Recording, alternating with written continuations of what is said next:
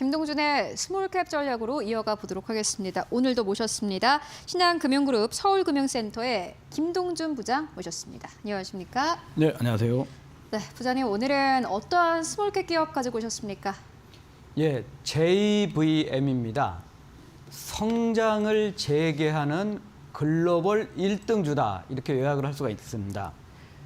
의약품의 자동 조제 시스템의 글로벌 강자입니다. 신제품 효과와 더불어서 성장성도 제고되고 22년부터 이어지는 사상 최대 실적을 경신할 것으로 전망됩니다. JVM 이미 저희 파이널샷에서 한 번 또 다뤘던 종목이기도 하고 많은 시청자분들이 지금 이 시점에서 특히나 좀 관심을 가지고 계실 것 같다라는 생각이 듭니다. 이 기업은 어떠한 기업인지 먼저 이 간략한 소개부터 좀 듣고 가도록 하겠습니다. 예, 77년에 설립됐으니까 업력이 50년 정도 가까이 되는 아주 업력이 오래된 회사입니다. 2006년에 상장을 좀 됐고요. 이게 선도업체가 이제 일본 업체들인데 2000년에 들어와서 일본 업체들한테 특허 소송 이슈가 되면서 특허 소송 자체 이거를 이겨냈고 또 2008년 9년에 또 한참 수출 기업들의 유행이었던 키코 사태까지 경험을 했던 회사입니다. 의약품 자동 조제화 시스템의 글로벌 선도업체입니다. 60개국 34개의 파트너십을 갖고 있고 2016년에 한미약품 그룹으로 편제가 됐습니다. 우선 일본 업체들한테 특허 소송 이슈가 생기면서 특허, R&D에 집중을 해서 전체 인력의 30%가 R&D 인력이고 특허 출원과 등록된 게 1,055개나 되니까 기술력도 대단히 우수하다는 측면입니다. 한미그룹으로 편입이 되면서 국내 판매는 온라인 그리고 글로벌 네트워크 활용해서 한미약품이 해외 판매를 독점적으로 판매 네트워크를 갖고 있는 회사가 되겠고 실제적으로 이제 매출 비중을 좀 따져보면 조제하고 관리, 이 자동화 시스템 매출이 47%, 그리고 MRO 사업이라고 하죠. 소모품, 그리고 유지보수 매출이 43%, 그리고 분쇄기, 개수기 같은 상품이 10% 정도 되고 지역별 판매 비중을 보면은 국내가 51%, 유럽이 24%, 북미가 16%, 그리고 기타 지역이 9% 정도 되는 글로벌 업체다 이런 판단입니다. 제품 비중으로나 뭐 판매되는 지역의 비중으로나 봤을 때 꽤 앞으로 성장이라든지 뭐 이런 기대감을 가지고 갈 수 있을 것 같다라는 생각이 드는데요. 특히나 최근에 JVM을 특히나 관심을 가지시는 이유가 앞으로 뭐 자동화에 대한 좀 기대감이 있는 것 같습니다. 로봇 AI와도 좀 엮여서 잘 가고 있는데 이 기업이 이러한 부분에서도 앞으로 좀 미래 성장성이 있겠죠. 예, 우선 이제 사업의 분야는 이제 APS입니다. 오토매틱 패키징 시스템. 그래서 의약품을 자동 조제 또는 조제를 자동화하는 쪽입니다. 사실은 이거는 지역별로 좀 이제 나눠져 있습니다. 아시아, 우리나라를 포함한 일본 이런 아시아 국가들은 우리 약국에서 기계가 포장해주는 파우치 형태라고 하죠. 일종의 종이 형태로 파우치 형태로 되는 상황이고 미국, 캐나다, 북미 쪽은 바이알이라고 하죠. 플라스틱 병에다 이렇게 담아주는 시스템이고 유럽 같은 경우에는 블리스터 카드라고 하죠. 빙고 카드라고 이렇게 쭉 누르면은 그 알약이 이렇게 나오는 그런 시스템입니다. 자, 인구가 이제 고령화되다 보니까 의사, 약사가 처방해 주는 대로 복용을 제대로 이제 복약을 제대로 하지 않는 거죠. 그러니까 복약 수능도를 좀 높이고 그러면 치료 효과가 당연히 높아지죠. 이거는 국가 의료 재정하고 관련된 거고 또 재고 비용이라든지 인건 비용, 이런 비용 측면에서 병원들은 또 자동화가 필요하고 또 원격 비대면의 의약품 배송 확대가 되는 측면이 시장에서 이런 부분이 높아지기 때문에 각 국가들은 재정적 인센티브를 주면서 이제 재포장 방식, 특히 이제 파우치하고 블리스터 카드는 재포장 방식은 확산 추세에 있다 이런 측면이죠. 그렇다면은 앞으로 이제 JVM의 성장 전략도 궁금합니다. 뭐 사업 자체는 괜찮은 것 같은데 전략이 있어야겠죠. 네, 이제 파우치형은 이제 세계 1등입니다. 그러니까 이제 우리나라를 포함해서 이제 아시아 국가이고 여기 파우치형은 우리나라의 이제 JVM 그리고 유야마를 포함한 일본의 선도 세계사 정도가 있는 상황입니다. 제품 포트폴리오는 파우치형에는 두 가지가 있습니다. ATDPS, 이게 이제 전형적인 파우치형 제품이고, 그다음에 대형 제품으로 만든 게 이제 매니스라는 제품이 있고요.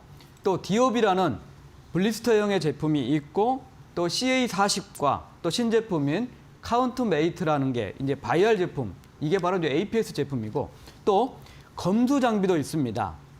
비젠 EX라는 제품이 있습니다. 어쨌든 98년에 최초로 세계에서 네 번째로 일본 세계업체에 이어서 국내 최초로 이제 제품 상용화를 해가지고 20년부터 23년까지 매년 신제품을 출시를 해오고 있는 상황입니다. 거기에 이제 23년과 25년에 출시하는 신제품이 더욱더 주목되는 거죠. 왜냐하면 이거는 판매 단가, ASP를 상승할 수 있는 거고 글로벌 경쟁력을 강화할 것으로 보이기 때문이다. 먼저 이제 23년에 출시한 게 이제 매니스라는 제품입니다. 이거는 이제 초대형 제품입니다. 유럽 같은 경우를 중심으로 공장형 약국, 여기에 주로 이제 납품을 하게 되는 거고, 여기에는 이제 협동 로봇이 들어가 가지고 실제로 캐니스터를 자동 교환까지 해주고 있는 그런 완전 자동화 시스템으로 되어 있는 상황입니다. 두 번째로는 이제 25년 1, 2월에 이제 판매가 시작되는 카운트메이트라는 제품입니다. 이거는 이제 바이알 제품의 상황이기 때문에 타겟이 주로 북미가 되겠습니다. 지금 바이알 제품은 C40이라는 제품이 있는데 네. 이게 반자동이고 소형 제품인데 요번에 C84 중형 제품하고 C168 대형 제품을 내고, 이거는 전 과정이 완전 자동화된 시스템이고, 이건 글로벌 유통업체인 맥키슨사하고 협력까지 하기 때문에 바이알 쪽 제품, 북미 시장 쪽에서 매출이 높아질 수 있다. 자, 요약을 하다 보면 또 여기에 추가적으로 최근 들어 이슈가 되고 있는 AI죠. AI하고 자동화를 접목해서 이제 사람이 완전히 필요 없는 완전 무인화 제품도 개발 진행 중에 있습니다.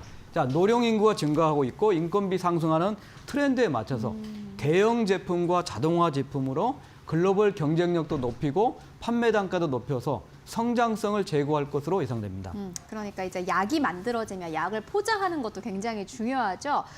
그 공정이라든지 과정을 함께하는 그러한 기업인데 소모품이라든지 그리고 이 제품 자체에 대한 앞으로 매출 기대감도 높아지고 있는 상황입니다. 실적에 대해서도 좀 짚고 갈 텐데 실적은 좀 어떻게 바라보면 되겠습니까? 예, 이제 2017년에 처음으로 매출액 1,000억 돌파를 하면서 네. 영업이익을 187억 원을 기록하고 계속 이제 역성장 내지는 수준을 넘어서지 못하다가 22년에 이제 매출 성장률이 23%로 높아지면서 220억, 처음으로 200억대 영업이익을 기록해서 22년과 23년 좋은 실적을 기록했지만은 24년에는 실적이 별로 좋지 않았죠. 좋지 않았다는 뜻은 성장률이 크게 낮아졌습니다. 네. 뭐 매출이 1.5% 증가하고 영업이익이 3.0% 증가하는 정도 저성장 국면입니다. 그럼에도 불구하고 22년부터 사상 최대 실적은 이어오고 있습니다. 자, 23년에 실적했던 부진 요인을 살펴봤더니 국내는 의료 대란, 그리고 프랑스의 유통 채널을 이제 변경하는 효과가 있었기 때문에 네. 프랑스 쪽 매출이 많이 감소했는데 이 부분이 이제 회복되는 상황으로 바뀌고, 특히 이제 유럽 쪽 매출이 늘어나는 데다가 말씀드렸듯이 매니스라는 대형 제품, 주로 이제 유럽에서 많이 팔리고 있고, 또 카운트메이트라는 북미 시장을 겨냥한 바이알 제품의 신규 매출이 가세를 하면서 이제 성장성도 두 자릿수대로 높아지면서 제가 볼 때는 2017년에 1,000억 돌파를 했듯이 2026년이나 27년에는 2,000억 원을 돌파하면서 우상향 실적이 되지 않을까. 그래서 성장성과 더불어서 수익성도 높아지는 게 25년, 26년이고, 그게 신제품 효과 그리고 ASP가 높아지는 대형 제품이 들어간다는 측면입니다. 앞으로 실적 우상향을 좀 기대해보면 좋을 것 같은데요. 가장 중요한 건 주가겠죠. 함께 따라가면 좋을 것 같은데 주가 전략 어떻게 보고 계십니까? 예, 이제 유럽, 북미 등 인건비가 높은 지역에서 타겟팅하는 대형 제품이라든지 신제품 효과가 있기 때문에 상당히 좋은 환경이 될 것으로 보이고, 또 하나 추가적으로 국내에서 긍정적인 뉴스가 있습니다. 건강기능식품, 건기식이라 하죠. 이게 이제 그동안은 단일 제품, 개별 제품 단위만 포장했는데 소분이라고 하죠. 이것도 약처럼 나누어서 판매가 되기 때문에 이 건기식 시장은 5조가 넘는 시장이기 때문에 여기도 수혜가 좀 될 거다 하는 측면입니다. 뭐 PER, 주가 대 수익 비율을 보면은 25년, 26년에 뭐 8배, 9배 이 정도로 상당히 낮은 쪽인데 주가는 상대적으로 좀 부진한 측면입니다. 자, 이유는 외국인들은 2%, 3%에서 지금 9%까지 레벨이 좀 높아져 있는데 23년, 4년도에 저성장기를 감안해서 이미 국민연금이 보유하고 있던 물량이 상당히 출회가 됐다. 그래도 국내 기관의 매도가 있었지만은 이제 성장성과 더불어서 최대 실적 갱신이 되고 또 글로벌 1등주라는 측면을 감안하면 연기금을 포함한 국내 기관도 매수세가 재차 유입될 거다. 이런 측면입니다. 전체적으로 본다면은 한미사이언스 지분이 39%, 그리고 자사주가 4.7%, 외국인이 9.2% 정도. 그러니까 거래량이 좀 적은 측면이지만 국내 기관 매수세가 이어지고 실적의 스토리가 이어진다면 사상 최고가는 4만 원 정도고 52주 최고가는 3만 2,800원 정도니까 중기적인 흐름이고 국내 수급 좋아지면은 3만 원대 주가 형상을 향해서 빠르게 움직이지 않겠느냐. 자, 신제품과 국내 건기식 판매도 한번 주목해 보자. 이런 글로벌 1등주입니다. 네, JVM 함께 짚고 왔습니다. 네, 지금까지 김동준 부장과 함께 이야기 나눠봤습니다. 말씀 고맙습니다. 감사합니다.